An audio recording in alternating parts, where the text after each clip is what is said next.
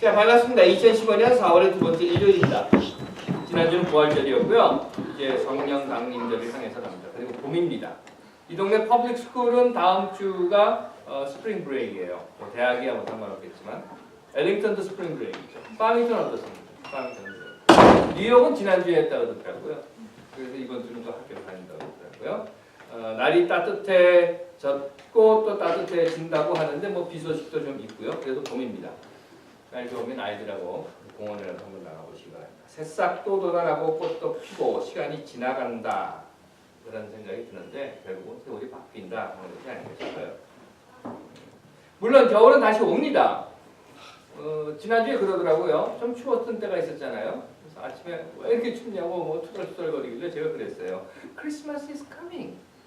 사실은 맞는 얘기예요. 오기는 오잖아요. 그래서 날이 추워진다. 그랬더니 막 웃기는 하던데 겨울은 옵니다. 하지만 겨울이 오기 전에 여름도 있고 가을도 있습니다.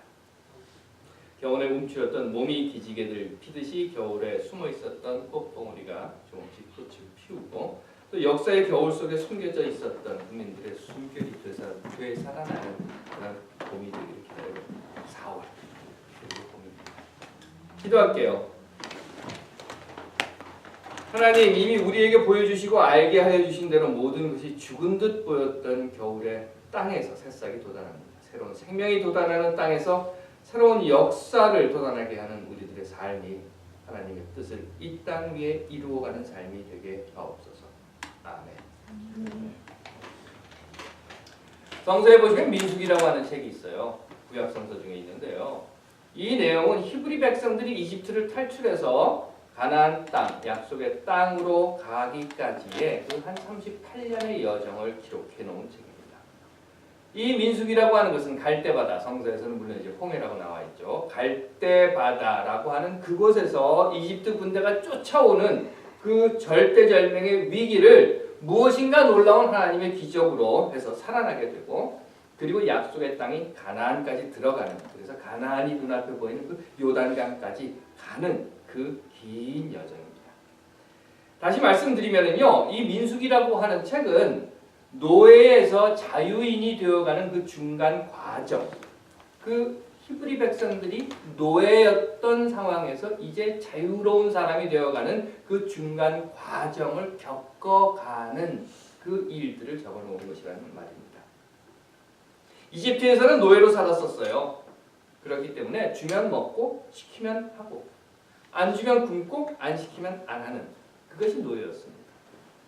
노예는 안 준다고 해서 훔쳐먹지 않아요. 아니 훔쳐먹지 못합니다. 왜냐하면 훔쳐먹으면 벌을 받거든요. 그렇다고 해서 안 주면 주인이 안 주면 내가 찾아 먹지도 못합니다. 왜냐하면 그럴 능력도 없어요. 노예는 안 시키면 안 합니다. 아니 못합니다. 할 줄 모르기 때문에 그래요. 그렇다고 시키지 않는데 내가 배워서 뭔가를 해야 되겠다 하고 혼자 나가서 막 뭘 배워서 하면 혼나거나 아니면 왕따 당합니다. 주인이 그러는 거예요. 야 노예 주제에 네가 뭘 안다고 나서 또는 같은 노예들끼리 그럴 겁니다. 야 좀 가만히 있어. 너 때문에 우리가 다 괴로워하고. 가나안에서는 그렇지만 자유인으로 살 거예요. 이집트에서 이렇게 노예로 살았던 것에 비해서. 그렇기 때문에 가나안에 들어가면 이제는 먹을 것을 내가 찾아 먹어야 하는 겁니다. 예전처럼 주인이 던져주는 걸 먹고 살 수 있는 게 아니에요. 또 이제 내가 해야 할 일을 내가 찾아서 해야 합니다. 예전처럼 주인이 너는 여기 변소 치우고 너는 여기 밭 깔고 너는 여기 돌 치우고 이렇게 시키지 않습니다. 또 안 주면 그냥 굶고 이것이 아니라 못 찾으면 굶게 되는 겁니다. 또 안 시키면 안 하고가 아니라 내가 할 일을 찾지 못하면 내가 살아남지 못하게 되는 거예요. 그게 자유인인 거예요. 물론 자유인 역시 훔쳐먹으면 벌을 받습니다. 그렇기 때문에 내가 정당한 방법으로 찾아 먹어야 합니다. 또 그럴 능력이 있다고 인정받는 대로 행동하는 것이 바로 자유인입니다.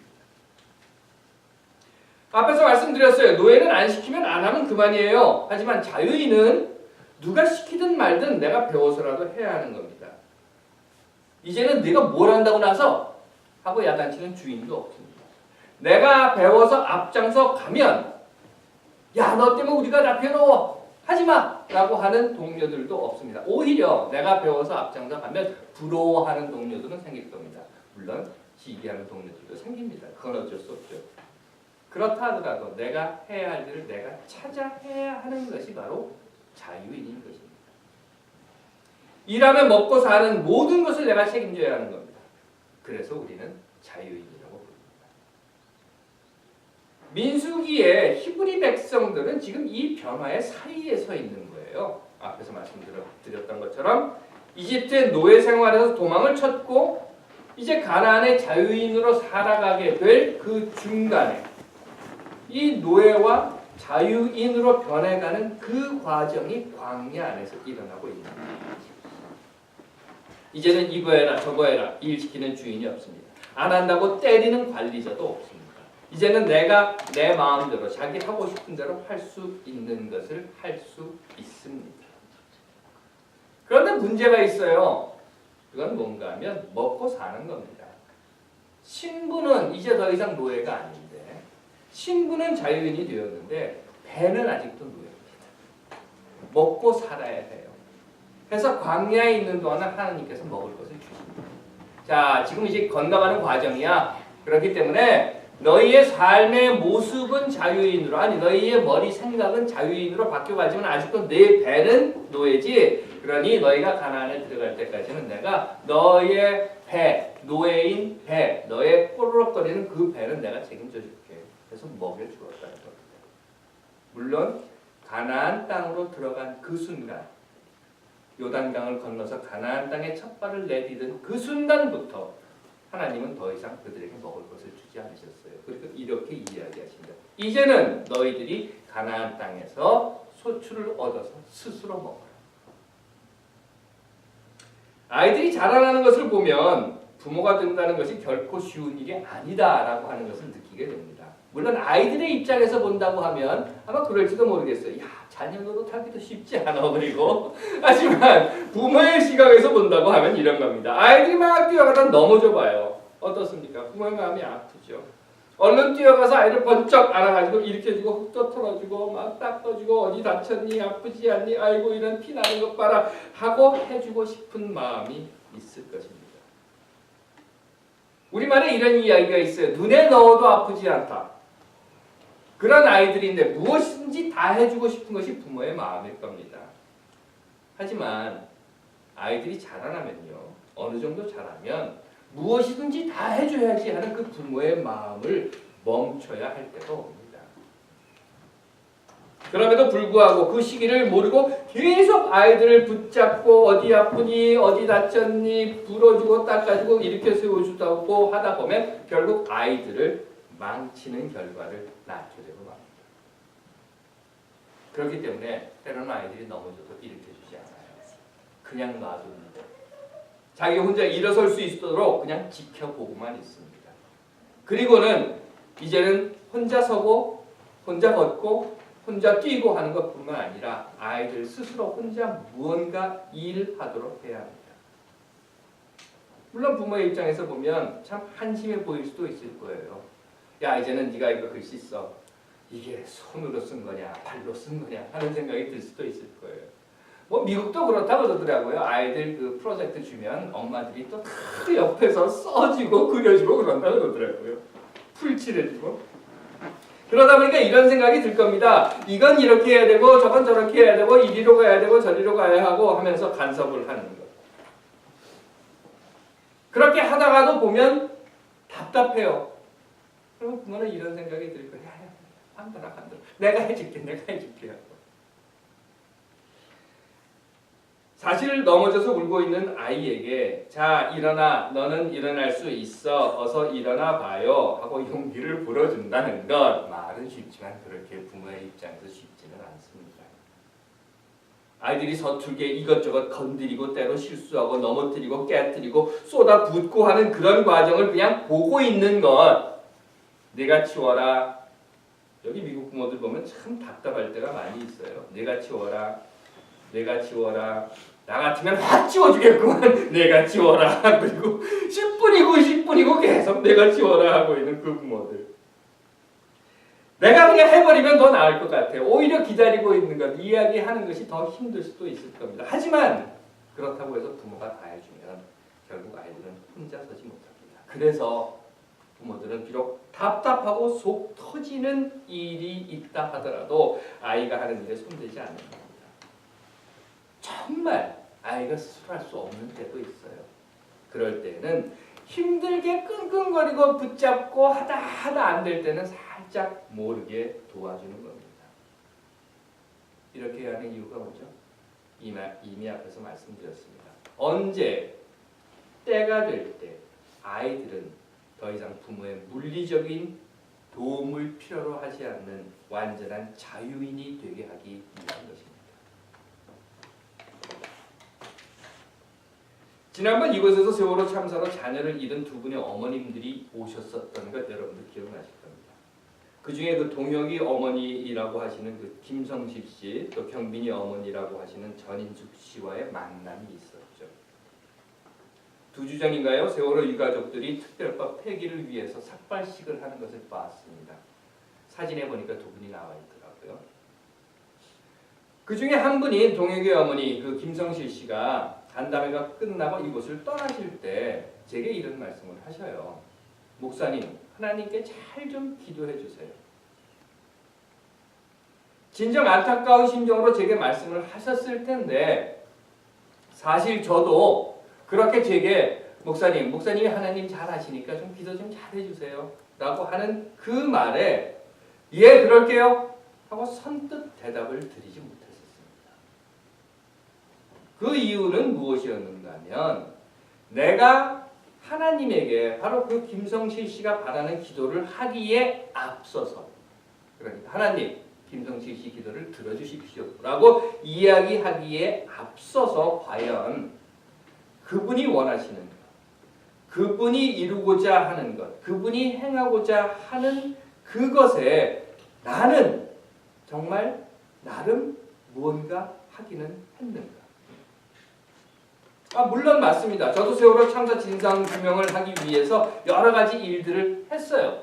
여기저기 돌아다니면서 강연을 했고 하지만 그분의 그 기도 요청을 받는 순간에 정말 내가 지금까지 세월호 참사의 진상을 규명하기 위해서 했던 모든 일들이 자 하나님 이제는 하나님이 알아서 해주십시오 라고 기도하기에 충분했었는가 충분한 조건을 갖추고 있는가 하는 것이 의심되었기 때문입니다.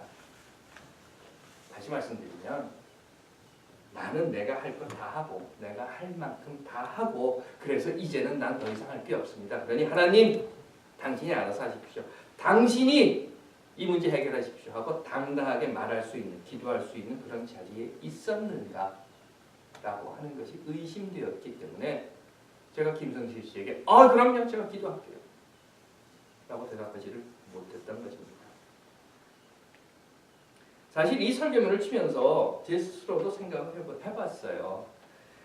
참 호준이 참 너도 왜 그렇게 힘들게 사냐?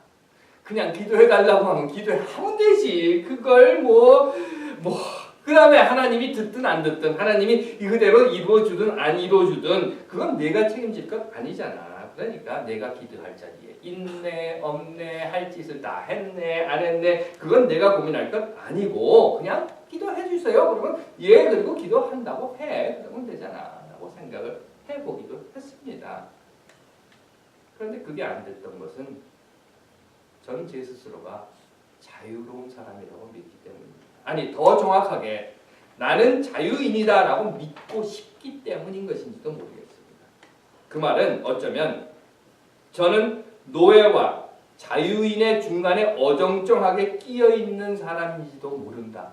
그래서 진정 내가 해야 할 것을 내 자유로운 의지로 다 했는가 안 했는가를 고민해야만 하는 자리에 있기에 정말 내가 하나님께 이렇게 당당하게 기도할 수 있는가 하는 것으로 안타까웠던 것은 아닌가 생각을 했습니다. 민수기의 히브리 백성들이 바로 이 변화의 사이에 끼어 있다고 했어요. 노예에서 자유인으로. 더 정확하게 말하자면 노예와 주인, 다시 말하자면 내가 누군가 또는 무엇인가에 복종되는 삶을 살았던 곳에서부터 이제는 내가 내 삶의 모든 것에 스스로 책임을 지며 살아야 하는 그런 존재로서의 변화. 이 사이에서 히브리 사람들은 갈등을 합니다. 갈등을 합니다. 우리는 지금 왜 자유롭게 살면 좋잖아 라고 하지만 이 히브리인들은 갈등을 하고 있어요. 그리고 그 갈등의 직접적인 원인은 무엇이었는가 하면 앞에서 말씀드린 것처럼 배라고 하는 것이었습니다. 먹고 사는 문제.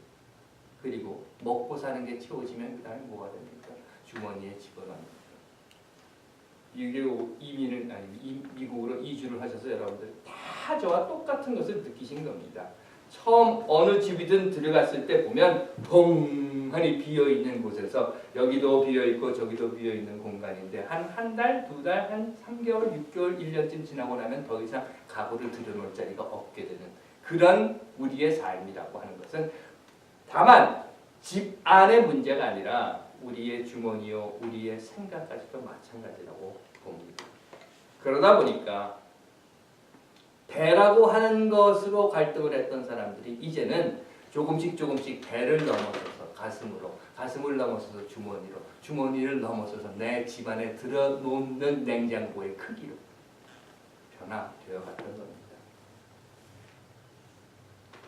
내가 말 잘 듣고 시키는 대로 하고 아무 소리 안 하고 가만히 있으면 먹여준다는데 굶어 죽지는 않는다고 하는데 게다가 조금 더 앞장서서 충성하는 모습을 보여주고 더군다나 주인에게 잘 붙어서 잘난 척하고 선동질하는 노예들을 이렇게 쓱 등 밀어서 얘가 그랬대요 이 정도만 해주면 먹고 사는 정도가 아니라 우리 집 냉장고 크기가 바뀌는데 즉 내 자유를 포기하면 내가 잘 먹고 잘 살 수 있다는데 하지만 자유네 뭐네 독립이네 해방이네 민권이네 통일이네 괜히 이런 소리를 떠들고 다녀봐야 너만 고생이고 너만 배 골고 아니 내 배뿐만 아니라 내 자식들의 배까지 곱게 되고 배가 곱는 것이 문제가 아니라 어느 날 그냥 너도 몰라 나도 몰라 아무도 모르게 잡혀가서 얻어맞고 그러다가 어느 날 쥐도새도 모르게 쓱 사라져버릴 수도 있는데 왜 굳이 자유인으로 살려고 하느냐. 괜히 잘난 척하고 앞장서 나서서 고생하지 말고 시키는 대로 하고 주는 대로 먹고 그렇게 사는 것이 잘 사는 길 아니냐 라고 고민했던 것이 바로 이 히브리 민족들의 광야 38년의 삶이었던 것입니다. 그래서 이들이 내린 결론이 있었어요. 이 광야 38년에 우리가 이렇게 고생하지 말고 돌아가자. 어디로? 이집트로. 우리가 노예 생활했던 그 이집트로 돌아가자. 거기 가면 이렇게 배고프지 않잖아. 돌아가자. 라고 했던 겁니다. 신명기에서 이집트로 돌아가고자 외치는 그 히브리 백성들을 바라보고 계셨던 하나님이 오늘 우리도 바라보고 계신다고 저는 믿습니다.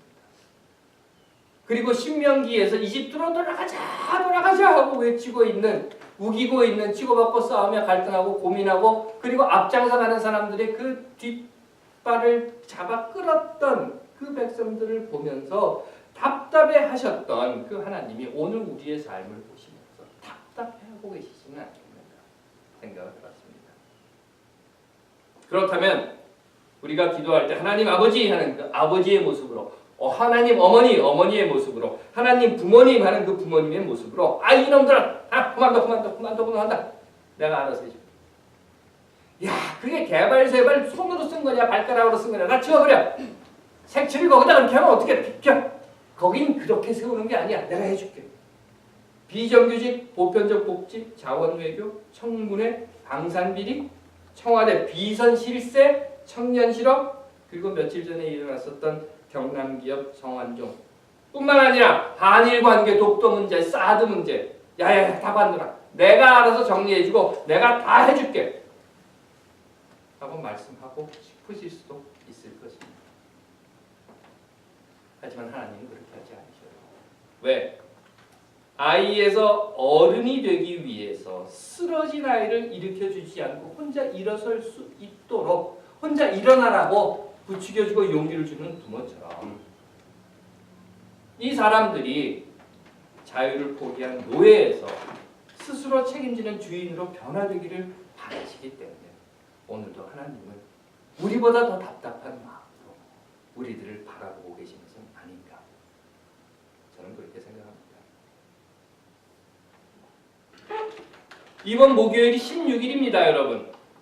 세월호 참사가 발생한 지 딱 1년이 되는 날입니다. 저는 워싱턴에서 개최하는 세월호 참사 일주기 추모식에 참석을 합니다.